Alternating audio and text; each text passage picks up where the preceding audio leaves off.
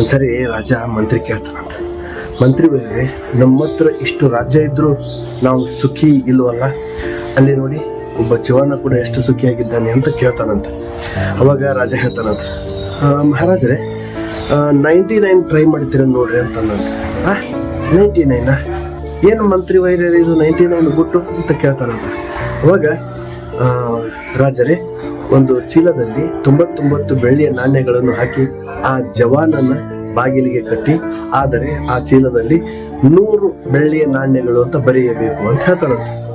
ಇವನು ಇದೊಂದು ಸ್ವಲ್ಪ ಬಹಳ ಮಜಾ ಐತಲ್ಲ ಅಂತ ಹೇಳಿ ರಾಜ ಏನ್ ಮಾಡ್ತಾನ, ಒಂದ್ ಚೀಲ ತೊಗೊಂತಾನ, 99 ಬೆಳ್ಳಿ ಕಾಯಿನ್ ಹಾಕ್ತಾನ, ಇದರಲ್ಲಿ 100 ಬೆಳ್ಳಿ ಕಾಯಿನ್ಗಳು ಇವೆ ಅಂತ ಬರೀತಾನ.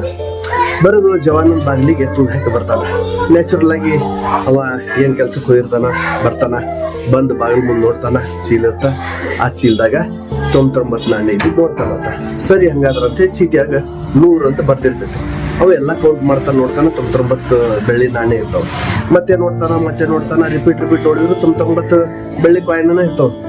ಚಿಂತಾಕ್ರಾಂತ ಆಗ್ಬಿಡ್ತಾನವ. ರಾತ್ರಿ ಎಲ್ಲ ಅದ ಯೋಚನೆ ಮಾಡ್ತಾನ, ರಾತ್ರಿ ಪೂರ್ತಿ ನಿದ್ದೆ ಮಾಡಲ್ಲ. ಸೊ ಅವ್ದು ನಿದ್ದೆ ಹಾಳಾಗಿದ್ದ ರಾತ್ರಿ ಅಂದ್ರ ಇದ. ಸರಿ ಹಂಗಾದ್ರ ಅಂತ ಹೇಳಿ ಮರುದಿವ್ಸ ಮತ್ತೆ ರಾಜನ ಹತ್ರ ಹೋಗ್ತಾನ. ಮಹಾರಾಜರೇ, ತಾವು ಕೊಟ್ಟ ಚೀಲದಲ್ಲಿರುವ 100 ನಾಣ್ಯಗಳಲ್ಲಿ ಒಂದು ನಾಣ್ಯ ಎಲ್ಲಿ ಹೋಗಿದೆಯೋ ಗೊತ್ತಿಲ್ಲ, 99 ನಾಣ್ಯಗಳ ಮಾತ್ರ ಮಿಕ್ಕಿದೆ ಅಂತ ಹೇಳ್ತಾನ. ಪಟ್ಟಂತ ರಾಜ ನೆನಪಾಗ್ಬಿಡ್ತೈತಿ, ಸುಖ ಎಲ್ಲೈತಿ ಅನ್ನೋದ. ಇದು ನಂದಲ್ಲ, ಫೇಸ್ಬುಕ್ ನಂದು ಕದ್ದಿದ್ದು. ಆದ್ರೆ DVG ಅವ್ರು ಹೇಳ್ತಾರಲ್ಲ, ಇರುವುದನ್ನು ಬಿಟ್ಟು ಬಾರಿ ನಿಂಬುದನ್ನು ಬಿಡು, ಹರುಷಕ್ಕಿದೆ ದಾರಿ ಅಂತ ಹೇಳಿ, ಅದರ ಮುಂದಿನ ಅವತರಣಿಕೆ ಅಂದ್ರೆ ಲೇಟೆಸ್ಟ್ ಆಗಿ ಇದನ್ನ ಬೇರೆ ಬೇರೆ ತರ ಕತಿ ಕಟ್ಟಿರ್ತಾರ ಅನ್ನೋದನ್ನ.